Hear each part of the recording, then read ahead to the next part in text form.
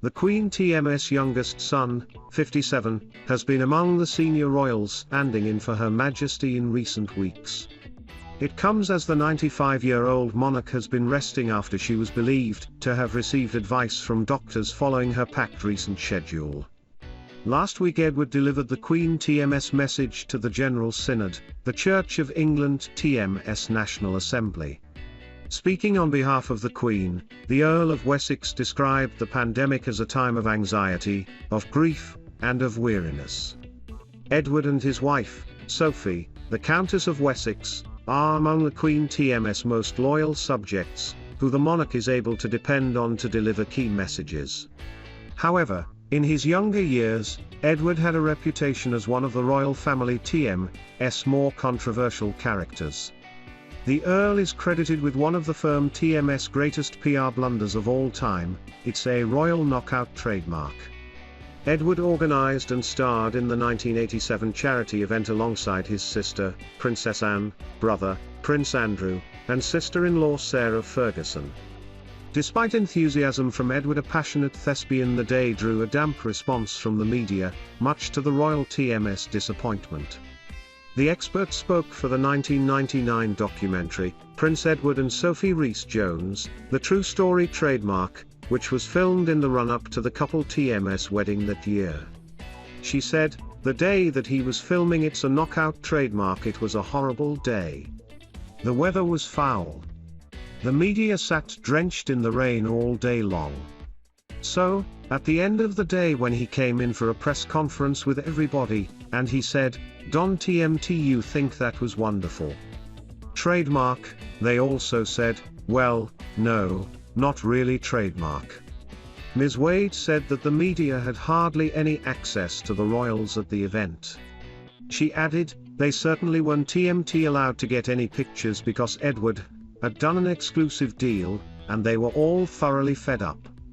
The documentary includes footage of Edward from the press conference in which he addresses reporters. He said, "I only hope that you TMV enjoyed yourselves. Have you?" Before being met with almost complete silence. The prince replied, "Well, thanks for sounding so enthusiastic. What have you been doing in here all day?" He then asks the media what they thought of the event, before storming out of the press conference after again being met with a lacklustre response.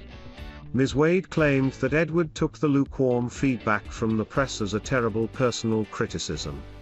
She said, "I remember one reporter filing a story that he flounced out of the press conference like a ballerina with a ladder in her tights. He was just not prepared to see the other side of the story.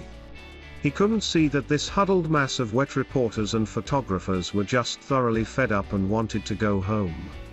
Prince Edward and Sophie Rhys Jones, The True Story Trademark, is available to watch on YouTube. Duke of Cambridge, 39, who spent 2 years working for the East Anglian Air Ambulance after previously serving as an RAF search and rescue helicopter pilot, confessed he misses the uniform. But he recalled how flying to treat injured children in particular affected him badly because of thoughts about his own family.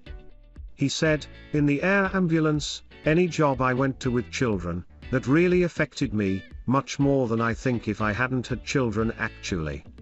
So, for me, it was the relation with my personal life, and the incident I was at I found that very difficult. There were a number of times when I had to take myself away because I was just getting too involved in it. And then I'd go to talk to someone else after the event, which was really important, but it continues, it doesn't really leave you there, you just manage it better." He was speaking at a symposium in London launching the Blue Light Together initiative, a set of common standards to support staff, which will be adopted by all emergency services across the UK. Developed by William and Kate's Royal Foundation and other bodies, they include prioritising mental health in the workplace, promoting openness and providing tools and support. William, 39, is particularly passionate about mandatory decompression breaks, where staff can put distance between the horrors they have witnessed and their time with family and friends. In a speech to 200 frontline workers, he said, "I remember returning home with the stresses and strains of the day weighing on my mind, and wanting to avoid burdening my family with what I had seen." What is happening where you live? Find out by adding your postcode or visit in your area. He described having a split personality, one for home and one for work. He added, "That's why I'm passionate about the need for mandatory decompression breaks. The work you do is some of the toughest out there, and we owe you an enormous debt of gratitude. I would only ask that you look out for your own well-being, just as you tirelessly care for everyone else's." William later spoke to Met Police Chief Cressida Dick, who said her force lost 70,000 working days last year due to mental health issues. Health Secretary Sajid Javid said his brother Bas Javid, a Met police officer, suffers bruises and cuts, but we don't talk about the mental ones. Prince Harry and Meghan Markle could push the royal family to breaking point if they do a second tell-all interview with Oprah Winfrey, a royal expert has warned. The Sussexes are reportedly planning another interview with an A-list TV star, after revealing in their previous interview one member of the royal family questioned what the color of their son Archie's skin would be before he was born. However, nothing has yet been confirmed. Royal biographer Duncan Larkham, author of Prince Harry, The Inside Story, told Closer magazine, "Harry and Meghan have caused chaos, and I suspect their TMS no stopping them. I can totally see more of these high-profile, Hollywood-style interviews with A-list TV hosts happening. Especially if their TMS lots of money being offered for it. Harry will need a promotion for his memoir, due to be released next autumn, too. Another Oprah interview, if it TMS anything like the last, would surely push the royals to breaking point." A new BBC documentary exploring the troubled relationship of Prince Harry and Prince William with the British press, it emerged members of the firm, including William and Kate, Duchess of Cambridge, have played along with the deal, an unwritten agreement with the media to provide access to information in exchange for favourable coverage. A royal expert has claimed this arrangement has led to an awful lot of leaking. At the start of the first episode of The Princes and the Press, which aired on Monday, BBC media editor Amol Rayan lays out the formula that makes a significant part of royal coverage possible: the deal. He explains the royals get to live in palaces and, as long as they give access to the press, they get favourable coverage. He adds, one prince choosing to play the game, the other is trying to change the rules of the game. The former, it is understood, is Prince William, the latter, Prince Harry. The episode also included suggestions that negative stories about Meghan, Duchess of Sussex, were leaked by courtiers. Robert Jobson, author of William at 40, told Australia's Sunrise, "They can deny it all they like until they're blue in the face, but there's been an awful lot of leaking, particularly from Kensington Palace." Supporters of the Sussexes, who last year took a step back from the firm and moved to the US, have taken to Twitter to defend the couple and express their frustration. Kim Sanders said, "So incredibly disappointing, especially with William. He was fine as long as Harry was the silly, third wheel, spare. As soon as Harry finds someone he loves and he's happy and doing great work in that hateful country, he becomes jealous and turns on him." Bonnie TP wrote, "So disappointing to see this dark side of William."